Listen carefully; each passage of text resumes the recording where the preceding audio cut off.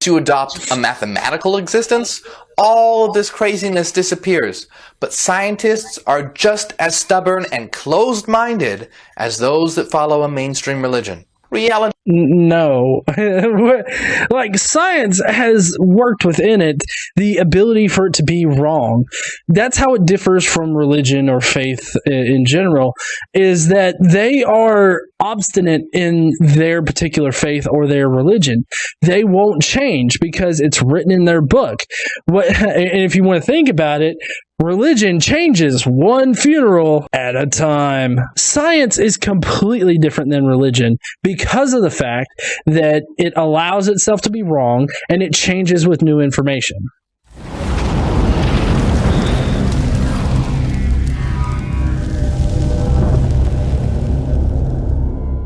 What up, heathens? How y'all doing? Tonight we're looking at some weird shit. Some kind of weird thing about eternal energy, mind stuff, or science is irrational, and classical mechanics, apparently, in physics is just totally bunk. Totally disproven. Bullshit's out the window, guys. Shit is completely and utterly out of the window. Alright? If you're not subscribed or liking anything, be sure to like the page, subscribe to the channel, what the fuck ever. So let's go ahead and get on into the video. I know people don't come here to actually listen to me. They want to see stupid shit, right? So, why science is the new irrational religion? Awesome. I really want to hear this. I want to hear how science is just totally irrational and is just bunk beyond fuck. People generally think that science is all about truth, but as we'll show in this video, it is nowhere near the truth, and its explanations about your existence and your purpose are just as absurd as mainstream religion. Oh, thank God they're discount Kiss cover band reject. I'm so fucking glad you're going to tell me exactly how science is irrational and is just totally dumb diggly dum-dum. Every era thinks that they have it all figured out, and the ideas of the past were crazy. Those born in the early ages of humanity thought that their primitive stories about creation were true, and those born in the Christian era thought that their religious ideas were true, and most born today think that scientific materialism is true. Oh no, not scientific materialism. My God, that's the thing that caused the Nazis, right? That's Nazi shit. That's like Stalin shit. I mean, that's Mao shit right there. God damn it. We just need to kick that shit right out the window. Except, scientific materialism is like, what you can feel, touch, and all that other shit. That's just a big fancy word for people that want to shit on, like, people that are rational as fuck and don't think that the supernatural is anything in reality, which by definition it's not in fucking reality, or else it would be natural. But in actuality, the people of the future will look back on scientific materialism as a primitive and childish view of reality.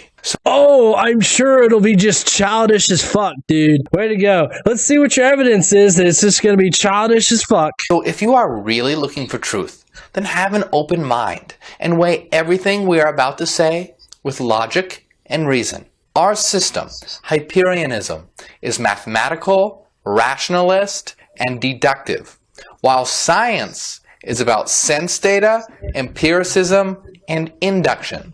Okay, he's playing around with words here, being that it's rationalism versus empiricism. And while true, science works off of empirical data, but it has to use rational reasons, like rationality, reason, logic. All of that plays into explaining the evidence. He's trying to split it up into two camps, when it's really not. And the core principles he's talking about here are more philosophy than they are actual, like, things that relate to science. Like, there is a philosophy of science, but he's not talking about the philosophy of science. He's talking about actual science. He's shitting on the idea that science is based on things that you can touch, feel, see, and hear, and all that. He's disregarding the scientific method by the way that he's going to be explaining it. So what he's trying to do is separate these two things out and saying that they're at odds with each other, when And in fact, science uses both sides of this in order to produce the explanations of the world. Science is an empirical system, which is opposed to rationalism. The definition of empiricism is the doctrine that all knowledge is derived from sense experience. Okay, for one thing, it's not a doctrine. Empiricism, it is a philosophical concept where you derive knowledge from sense experience, things that you can touch, feel, hear, taste, whatever. But it's not like, I disagree with the use of doctrine here. Like, it's not doctrine. Like, it's not a doctrine. I mean, it's a way to go about finding knowledge, but it's not doctrine. Whereas rationalism is the doctrine that all knowledge is based on reason and not on religious faith or sense experience. Okay, he's really kind of dumbing it down here when he's talking about rationalism. What he means by sense experience is that you can't always rely on your senses to give you an accurate depiction of the world. But, science, actual science, accounts for this, because your stuff has to be repeatable. It's got to be objective and all this other stuff. It also has to have the ability to be wrong. You have to have that falsifiable ability worked in your scientific theory or anything like that. So he's really kind of twisting the definition of this so that it seems like it's at odds with science, when it's really not, because science uses reason and accounts for the fact that sense experience can be wrong. So, I mean, it accounts for that. While it is based on empirical data, it can account for, deceiving senses. These two views are opposite. And never forget that science is an empirical system, not a rational system. Incorrect. I would say that it is comprised of both systems, because it has to be rational, like the reasons behind it, the explanations and everything in science that gives you, it has to be rational, but it also has to be based on empirical data. He's playing with the definitions here in order to confuse you into thinking that science is at odds with rationality. Both faith and sense data are opposed to the rational and logical method.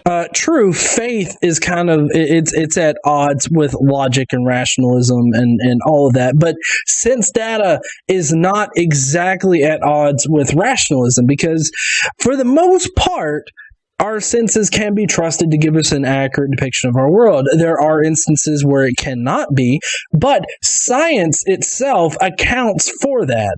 It has an internal check and balance system that allows you to check to be sure that you're getting correct data that represents the reality around you. Science has been great at coming up with advances in technology and medicine, and that's wonderful. But just because science comes up with material inventions does not mean that they know the truth about reality. That is a huge logical fallacy. It's also, incidentally, a huge logical fallacy to say that science or scientists or anything use our technological advances to say that we have this better picture of reality. Nobody directly uses that particular argument, and I would say that it's a bad argument to use if you do indeed use it. Like, oh hey, you see this shit right here? This means that we know how everything works in this galaxy. If you're saying that, you're sounding a bit remedial, and it's not going to make it doesn't make sense. Like, it doesn't follow. That would be a fallacy, but it's a fallacy to say that people are actually using that argument. And fallacies are everywhere. For example, if a person prayed to God for someone that was sick to get better, and they did get better, it does not mean that it was because of the prayer. Exactly. Cause or correlation doesn't mean causation is what he's talking about here. And he's totally correct. Just because you pray for somebody and they get better doesn't mean that the prayer had any effect. There's actually a case where a woman was given sainthood, and one of the miracles that she supposedly did was that she cured cancer in this one person. Well, what they don't tell you is that on top of the rosary that used to be that particular nun's or whatever's rosary, was placed on the tumor or whatnot in the stomach of the person, but they also were taking medicine and all this other stuff. So, causation or correlation doesn't equal causation. True, but then he's going to come up with this straw man again. And just because science can come up with smartphones and smart pads does not mean that they know anything about the underlying nature of reality. Okay, so it is a straw man. What he said right here, it's a straw man because nobody's making that argument. But to say that it means that we know that it doesn't show that we know anything about the underlying nature of reality. That's just blatantly false. Because us being able to master electricity, electrons, silicon, metals, sound waves, liquid crystal displays, like all of that was produced by science does show that science is a viable model for describing our reality. So it's a straw man what he's saying, but it's also completely false in him saying that it shows that we know nothing about our underlying reality. In fact, classical mechanics is responsible for all of these advances, and even getting people to the moon. But it is a fact that classical mechanics is 100% wrong, and it has been completely refuted and replaced by quantum mechanics. Honey, did you know that quantum mechanics is like classical mechanics 2.0? Did you know that shit, honey? But possibly could you not know that because it's actually wrong in that quantum mechanics and classical mechanics work together to describe mechanics in physics.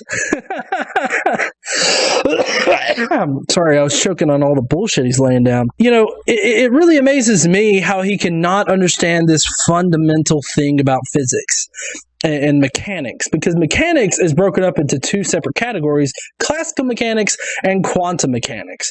They work together in order to give us an accurate depiction of our world. Think of a map on a video game or a level, like different levels in a building. You have to switch between the levels in the map in order to know what that area looks like. It's the same thing with mechanics. You have classical mechanics, which works above the atomic level, and then below the atomic level, you have quantum mechanics that governs that. You have to have different rules for that area of reality because it works differently. It has been shown to work differently, but those manifest differently as you get into above the atomic level. So it's completely wrong to say that quantum mechanics has fully replaced classical mechanics. That's just flat out wrong. It's lie number 2 in this entire thing. Material success does not equal truth. Another huge misconception about science is that it has most things figured out about the world, and that there are just a few things left to get right. Nope, that's lie number 3, I guess, in this entire thing. Number 3, if you're keeping track. Science doesn't say that. Actually, science leaves itself open to be wrong, so that is in no way like an accurate depiction of what anybody would argue, what anybody would say. At this point, if he's not knowingly lying, he's so willfully ignorant that he doesn't know basic facts about science. This entire video, it seems to be, is predicated upon him either lying to his audience or perpetuating ignorance. Neither of which I can let go, which is why we're watching this tonight. Nothing could be further from the truth. Let's say you just entered this universe for the first time, and you're trying to figure out what reality is. So you look at a table and you ask, what is a table? Okay, let's take a second in the comments there. Describe a table. How would you describe a table? I'm going to take a sip. I want you to describe a table real quick. Now that you've had a chance to describe a table, here's how he describes a table. And it's just totally fucking weird. You can already see it on the screen. And the person might reply, well, a table is made out of wood. Holy fuck, really? A table's made out of wood? I got a table right now that's not made out of wood. I mean, I've seen plenty of tables not made out of wood. if saying, well, it's made out of wood, like nobody would describe a table that way. They would describe the function of a table. Like, what is a table? Well, it's this thing that has 4 legs and you can put shit on it and it holds it right there. What's your definition of table? That's another kind of table. Very good. Casey says a table is made of rows and columns and holds data. That is completely correct because tables exist in databases as well. So he's going to go into a diatribe real quick about pretty much how he would answer or talk about tables, apparently. Now, has that really answered your question? Of course not. You would have to know what wood is first. Well, it also doesn't describe a fucking table. Regardless of whether or not you know what fucking wood is, you also didn't describe a table by saying it's made out of wood. There are houses that are made out of wood. There are... what else is made out of wood? Fences are made out of wood. Bookcases are made out of wood. Chairs are made out of wood. Fans made out of wood. Like, that's trees. Trees are made out of wood. But it's not a good description. Like, nobody would describe a table that way because it doesn't actually describe a table. So it's a straw man that he's even going down this way. Or else you're just trading words around. So if you ask, well, what is wood?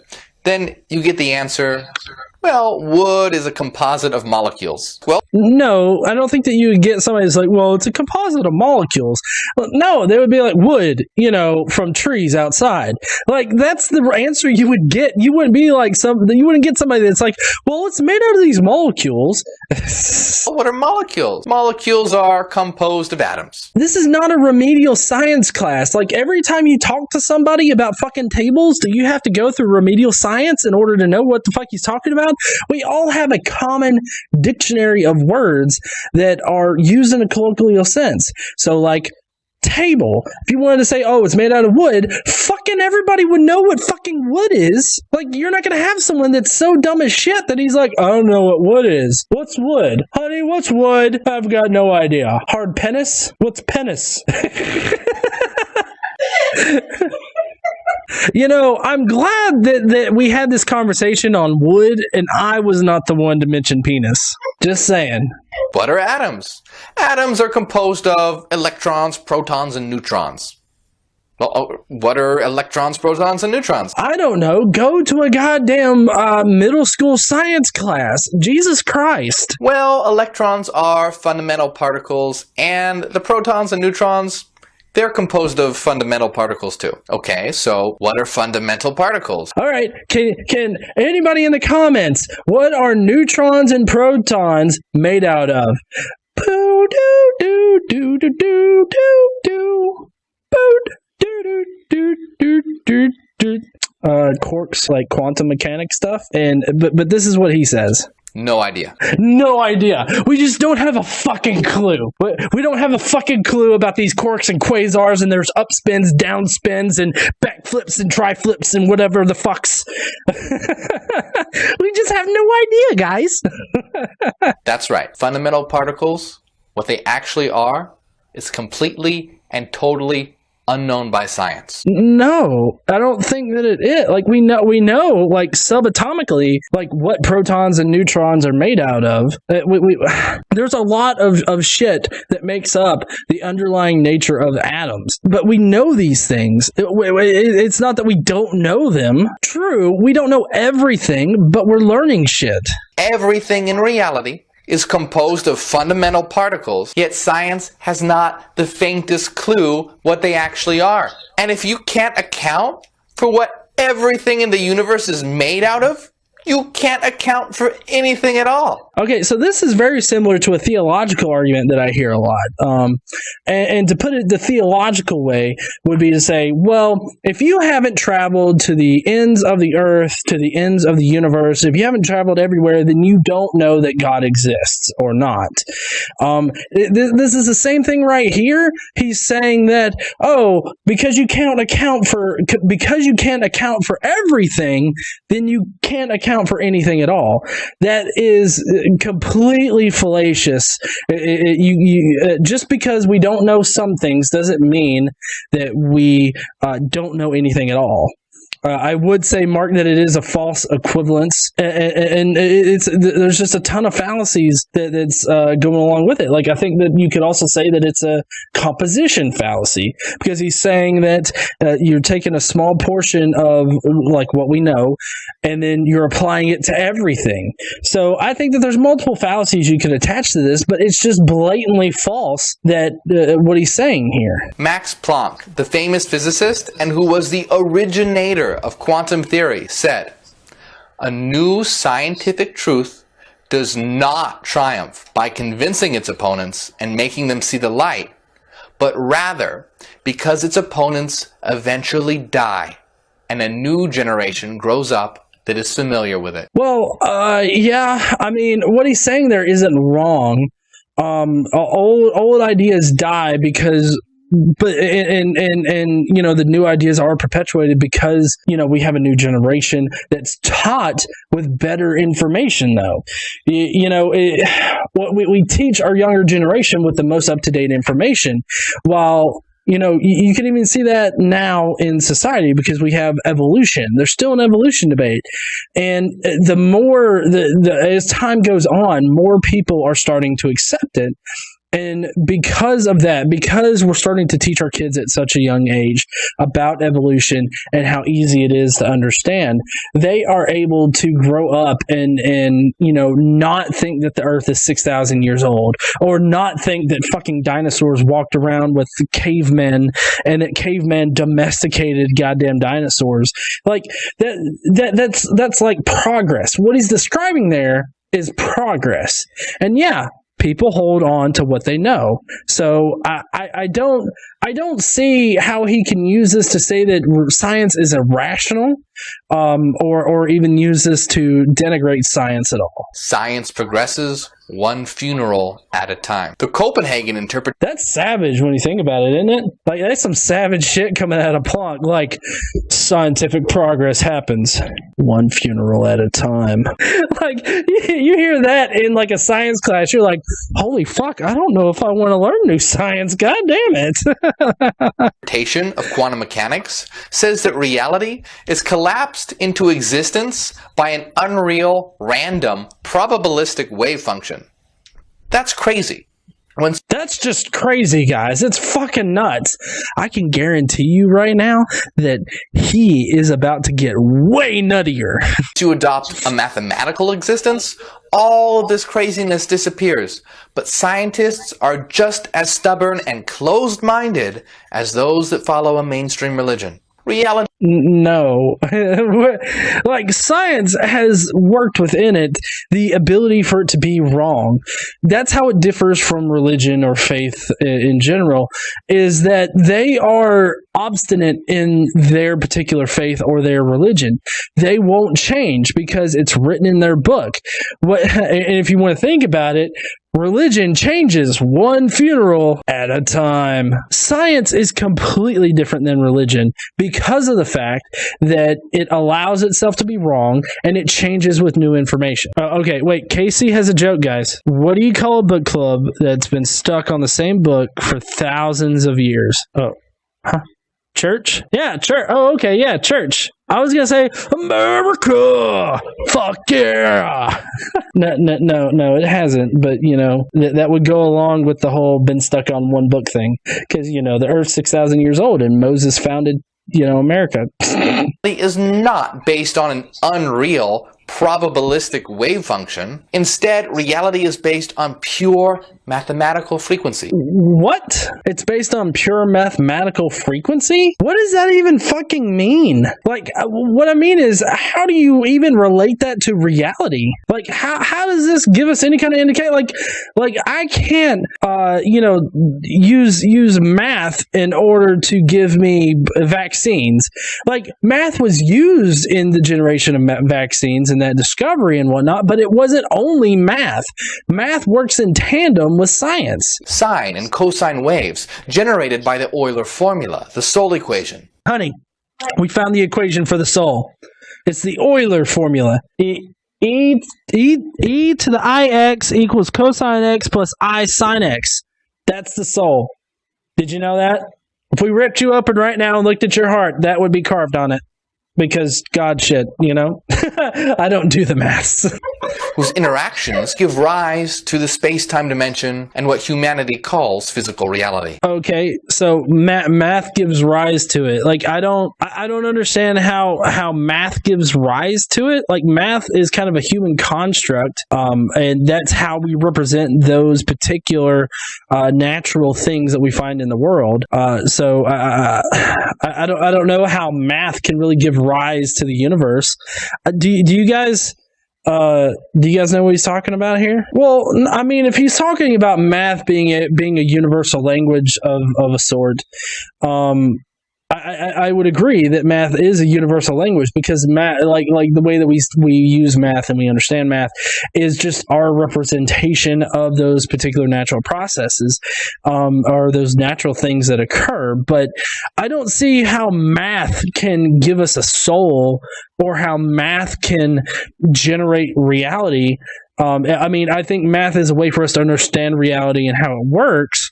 But I mean, still, that's only like a portion of reality. I mean, I don't know.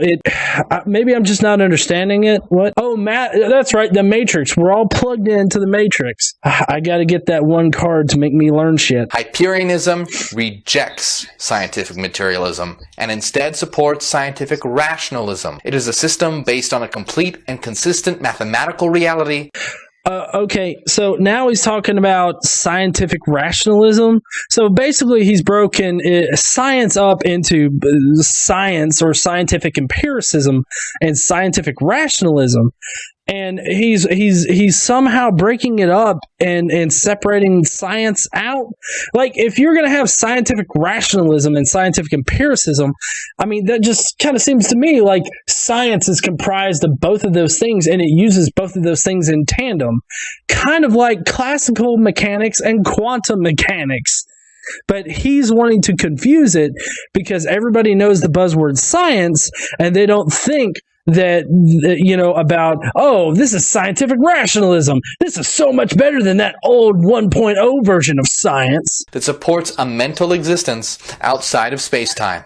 It guarantees that you are an eternal mind, a soul of infinite energy that can never die, governed by the Euler formula, the soul equation. Jesus Christ, this guy's stoic as fuck right now, isn't he? Jeez. I feel like he's staring into my Euler equation. The infinite energy that can never die, governed by the Euler formula. Okay, so like he's involving that energy cannot be created or destroyed. While true, that doesn't mean that we have like an infinite soul or an infinite personality, and that's going to carry over after we die. Like that our energy is very personal. Energy that flows through us is very fluid. It flows through us in several ways. One of the ways would be like through exhaling. We exhale carbon dioxide. Of course, there's pee and poop and other ways. We exercise. Some people trip and fall downstairs. There's several ways in which we can let the energy flow out through us. But like another way is conception. Like whenever you conceive a new child or whatnot, I mean, you have to have energy passed to them or whatnot. So I mean, energy never really is created nor destroyed. It's just passed into different forms. But that doesn't make it personal. Like when you die, it doesn't mean that there's this personal ball of energy that goes out and starts fucking with the windows in some old house. Like that's not a thing that happens. Do you have the ability to see the truth now? To be able to step outside of the confines of the belief system that you were born into? Break through the outdated and backward system of materialism and take a step forward with us into the future. Ad Astra, to the star. What? Ad Astra, to the stars? Like, what the fuck? Like, I've got this nice little tattoo here that means I am star stuff. I don't know what he means to the stars. Maybe he means that once you die, you go back to the stars. Maybe I don't know. But what I do know is that he's spreading a whole bunch of bullshit here. Like, none of it makes sense. He's using a lot of big scientific-y sounding words in order to confuse people to think that, you know, the Euler formula or Euler equation is some kind of equation of the soul. I think that's what he's talking about here. I don't know. It's really kind of confusing because he doesn't make any kind of sense. I do know that he looks like an awesome Kiss cover band member. Like, if he was in a Kiss cover band, I would be like, totes, I knew it. I called it. Or the next Crow. He could definitely be a Brandon Lee in a Crow remake. But anyways, guys, I appreciate everybody joining me tonight. I hope that you enjoyed it. If you got more to say about whatever this fuck said, please leave it down in the comments below. I hope that you guys have a wonderful night, and I guess I will see you guys later. Don't forget to stand up and use your voice. Bye, heathens.